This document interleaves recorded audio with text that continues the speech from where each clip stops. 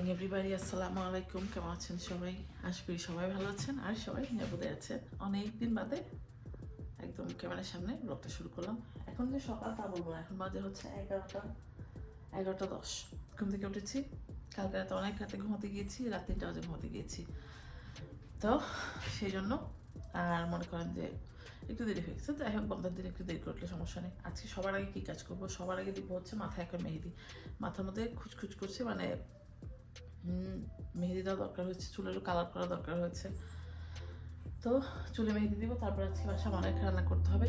কালকে রাতে মনে করেন যে মুরগি কেটে ফ্রিজে রেখে দিয়েছি। মুরগিগুলো দুলুভাই নিয়ে এসেছে। এটা হচ্ছে একদম পুরানো হার্ড চিকেন, মানে খেতে মজা। চিকেনটা আমরা আগেও খেয়েছি, খুবই ভালো। তো নিয়ে এসেছে, সেটা রান্না করব।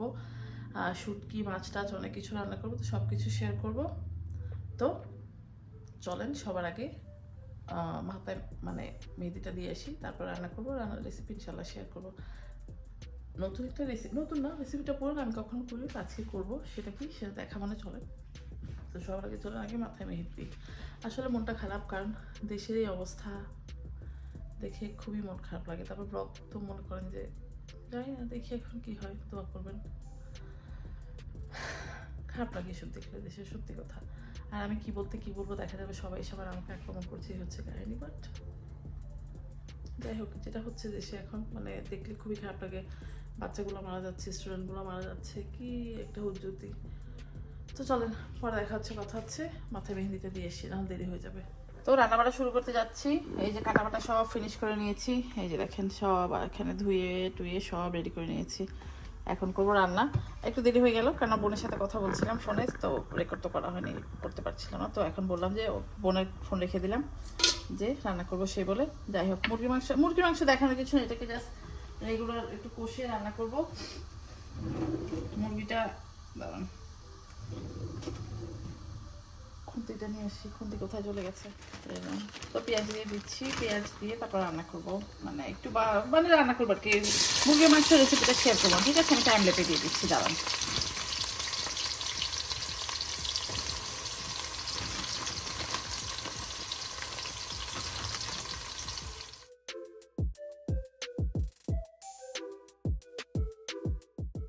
আজকে একটা ভিন্ন ধরনের রেসিপি করব, সেটা হচ্ছে মুগ ডালের বড়ি দিয়ে ঝিঙের তরকারি।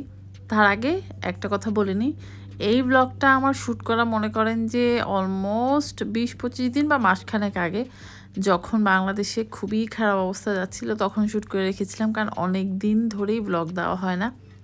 তো এখন ভাবলাম দেশ যেহেতু স্বাধীন হয়েই গেছে, তো ব্লগ দেওয়া শুরু করি। তো সেই জন্য ব্লগটা দিয়ে দিলাম আজকে, কারণ অনেকটা ব্লগ জমে গেছে। আর দেশের এই পরিস্থিতিতে না ব্লগ মানে পোস্ট করাটা মনে হচ্ছিল না। মাঝখানে একটা করেছিলাম, ওইটা আরও মনে করেন যে আরও অনেক দিনের আগে, মনে করেন ওটা আরও 1 মাস আগের ছিল, মানে টোটালি 1.5 মাস আগের একটা ব্লগ ছিল, সেটা দিয়েছিলাম। তো যাই হোক, আবার মনে করেন সব নতুন করে শুরু হচ্ছে, দেশ স্বাধীন হয়েছে, দেশেও নতুন করে গড়তে শুরু করেছে সবাই। তা আমিও ভাবলাম নতুন করে শুরু করি। তো এখানে মুগ ডালের বড়ি নিয়েছি, সেটা একটু হালকা ভেজে নিলাম। আর এখানে কি করলাম, এখানে তেল দিলাম। এটা একদম ডিফারেন্ট, যারা ভেজিটেরিয়ান আছেন তাদের জন্য এটা খুব ভালো। তো যাই হোক, রান্নাবাটা করছি, একটা তো রিজন আছে, সেটা আমি পরে বলে দিব। আর এই রেসিপিটা যখন করছি ভাবলাম আপনাদের সাথে শেয়ার করি। আর এখানে ভয়েস ওভার করছি, কারণ এক্সস্ট অন ছিল সেই জন্য। তো প্রথমে আমি বড়িটা শুকনা প্যানে ভেজে নিয়েছি, তারপরে তেল দিয়েছি। তার মধ্যে দিয়ে দিয়েছি হচ্ছে কালো জিরার ফোড়ন, আর এটার মধ্যে দিব হচ্ছে পেঁয়াজ। আর আমি আগেই ঝিঙেটাকে কেটে গোল গোল করে কেটে ধুয়ে একদম রেখে দিয়েছি। প্রথম ভেবেছিলাম এটার সাথে চিংড়ি মাছ দিয়ে তারপর রান্না করব, পরে ভাবলাম যে না, শুধু একটা তরকারির মতো রান্না করি, ভেজিটেরিয়ান একটা অপশন হবে।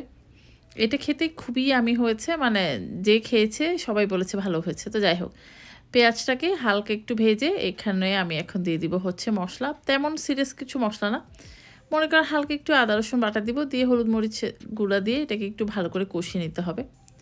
আর আমি মুগ ডালের বড়ি না কখনো মানে আগে দেখিনি। আমি মানে মাসকলাইয়ের বড়ি, কুমড়ো বড়ি ওগুলো দেখেছি, বড়ি দেখেছি, বাট এই বড়িটা না আমি আগে দেখিনি, আমেরিকাতে আসার পরই দেখেছি। এনিওয়ে, তো দেখে মনে হলো যে একটু রান্না করি, নতুন ডিফারেন্ট কিছু হবে, তো সেই জন্যই নেওয়া। তো এই যে এখন এটাকে খুব ভালো করে কষিয়ে নিব, কারণ যেহেতু এটা ভেজিটেরিয়ান একটা অপশন হবে, তো সেই জন্য মশলাটাকে কষানো খুব জরুরি। তো এখানে এই যে আমি এখন দিয়ে দিচ্ছি হচ্ছে ঝিঙেটা দেওয়ার পরে ঝিঙেটা আর বড়িটা না একসাথেই দিয়ে দেবো, কারণ বড়িটা সিদ্ধ হতে মানে বেশিক্ষণ একটা লাগবে না, এটা ঝোল হবে। এটা মনে করেন গরম ভাতের সাথে, তারপর হচ্ছে সকালে যদি মনে করেন যে রুটির সাথে খেতে চান খুবই ভালো হয়। আবার অনেকে মনে করেন যে রাতেও ডায়েট করে যারা, তারা খেতে পারেন, কারণ মুগের ডালের বড়িটা ওটা একটা প্রোটিনের কাজ করে। তো সেই জন্য বলবো যে যারা একটু ডায়েট করতে চান তারা এটা খেতে পারেন, বড়ি দিয়ে ঝিঙে দিয়ে একটা ঝোল করে মনে করেন যে রুটি দিয়ে খেতে পারবেন। এনিওয়ে খুব ভালো করে কষিয়ে তারপরে এটার মধ্যে আমি বড়িটা দিব। তার আগে যে দেখেন এটা যখন একটু ভালো করে একটু মনে করেন যে মজে এসেছে, তখন এই যে ভাজা বড়িটা দিয়ে দিব। আর এই ভাজা মুগ ডালের বড়িটাতে না খুব সুন্দর একটা মুগ ডালের একটা ফ্লেভার হচ্ছিল। তো যাই হোক, এটাকেও কিছুক্ষণ কষিয়ে তারপর আমি দিয়ে দিব হচ্ছে গিয়ে পানি, ঝোল দিব, অনেকটা ঝোল দিব, যেহেতু বললাম এটা হচ্ছে ঝিঙে আর বড়ির তরকারি, সেজন্য একটু ঝোল রাখবো। তো যাই হোক, আপনারা এখন কেমন আছেন, কে কোথায় আছেন অবশ্যই জানাবেন, কারণ দেশের পরিস্থিতি এমন একটা পর্যায়ে চলে গিয়েছিল, মানে একটু আতঙ্কেই ছিলাম আমার বাড়ির মানুষজনকে নিয়ে। তো আল্লাহর মতো সব একটা ঠিকঠাক হয়ে গেছে। আর এটা কিন্তু একটু চিনি দিয়ে দিলাম, এই তরকারিতে হালকা একটু চিনি দিবেন, খেতে ভালো লাগবে। তা এখন এই যে দেখেন নাড়াচাড়া করি, তারপরে দিয়ে দিব হচ্ছে গিয়ে কিটা দিয়াম হচ্ছে গিয়ে পানি, ঝোল দিয়ে তারপরে দেখাবো না কীরকম হয় দেখতে।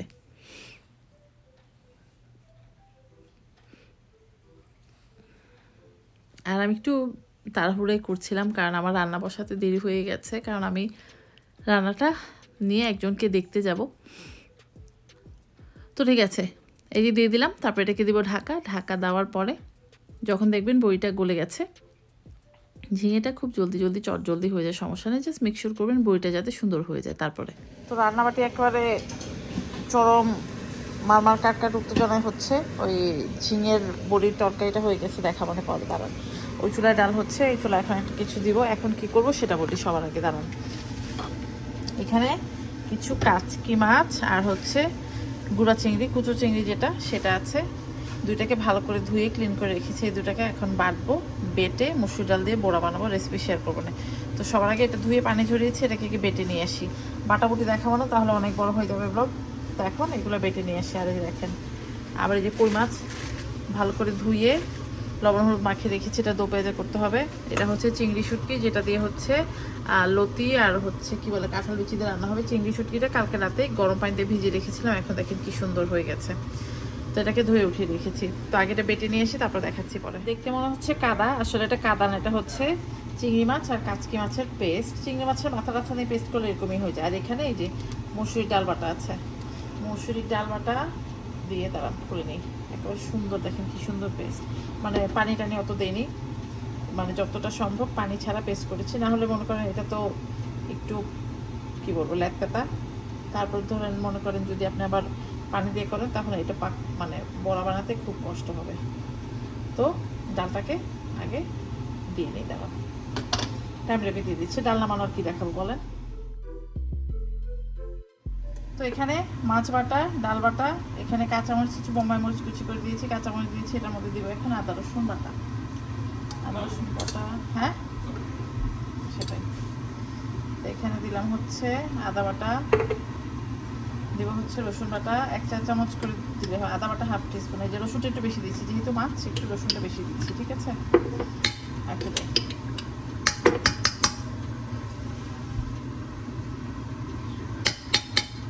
রসুন বাটা, এখানে দিব এখন গুঁড়া মশলা, হলুদ মরিচ আর হচ্ছে জিরার গুঁড়া, টাইম রেপে দিয়ে দিচ্ছি। পেঁয়াজও দিয়ে দিয়েছি, এখন এটাকে খুব ভালো করে মাখিয়ে দিব, ঠিক আছে।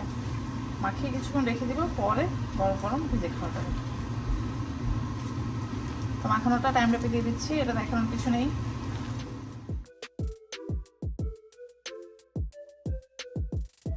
এই দেখেন কঠিন করে এটা মাখিয়ে নিয়েছি, বাটিটা সুন্দর করে ক্লিন করে নিয়ে আগে চারপাশ দিয়ে, তারপরে এটাকে সবার পরে এটাকে ভাজবো। এই হচ্ছে মাখানো। আজকে মনে করেন যে এই কই মাছের দো পেঁয়াজাটা রান্না করা একান্ত জরুরি হয়ে গিয়েছিল, কারণ এই কই মাছটা আপনাদের ভাইয়া অনেক দিন ধরে নিয়ে এসেছে, তার কই মাছের দো পেঁয়াজা খেতে ইচ্ছে হয়েছিল। তা আমি এই কাজ ও কাজ বিজি থাকা বা মানে রান্না হয়নি, কোনো আলসেমি করেই রান্না হয়নি, তো আজকে ভাবলাম রান্না করে দিই। সেই জন্য এই কই মাছগুলোকে ভেজে দো পেঁয়াজা করবো। তো সেই রেসিপি শেয়ার করবো না, শুটকি যে রান্না করবো সেটা রেসিপিটা শেয়ার করবো। চলেন। দিয়ে শুটকি পেঁয়াজ দিয়েছি, পেঁয়াজটা হালকা ভেজে যে শুটকিগুলো দিয়ে দিলাম, একটু ভেজে নিব।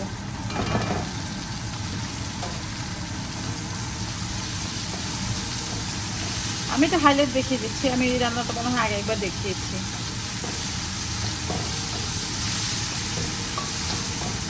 শুটকিটা ভেজে এটার মধ্যে এখন দিব রসুন বাটা। আর যেহেতু লতি আর শুটকি, রসুনটা একটু বেশি দিয়ে যে 1 টেবিল চামচের মতো দিচ্ছি।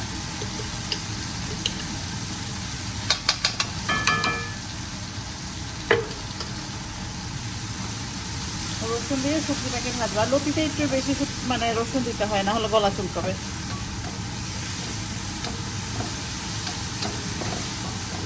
আর এটার মধ্যে এখন দিব হচ্ছে গুঁড়া মশলা, যেটা আমি টাইম ল্যাপে দিয়ে দিচ্ছি। দিব হচ্ছে হলুদ, মরিচ আর হচ্ছে জিরার গুঁড়া। এর মধ্যে হালকা একটু পানি দিয়ে এখন কষাবো। আর ঝালটা যে যেরকম খাবেন দিয়ে দিন, আমি এখানে আমার ইচ্ছা মতো দিয়েছি।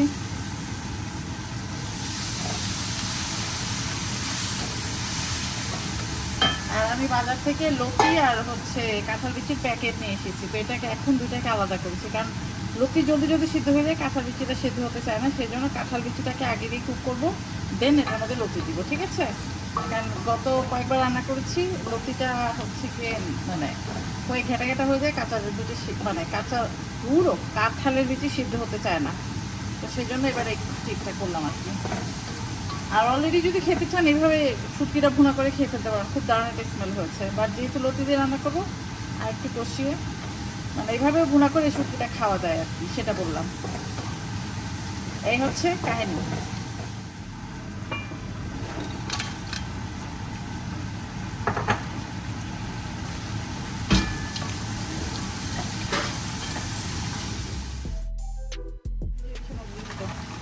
কাঁঠাল বিচিটা হয়ে গেছে, এখন এই যে লতি দিয়ে দিচ্ছি।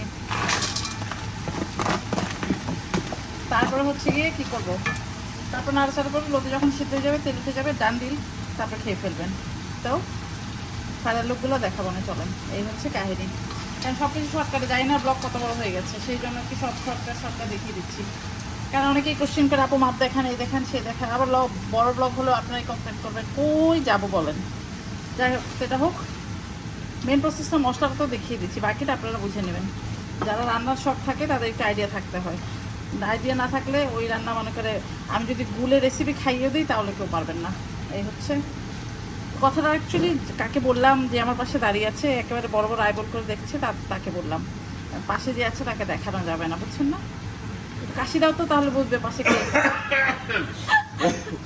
বুঝছেন, সেই জন্য কথাটা তাকে শোনালাম। সে মানে চোখ বের হয়ে প্যানের মধ্যে পড়ে যাচ্ছে রেসিপি দেখার জন্য, বুঝছেন? তারপরে নিজে রান্না করবে, পরে হবে না, আমার দোষ দিবে।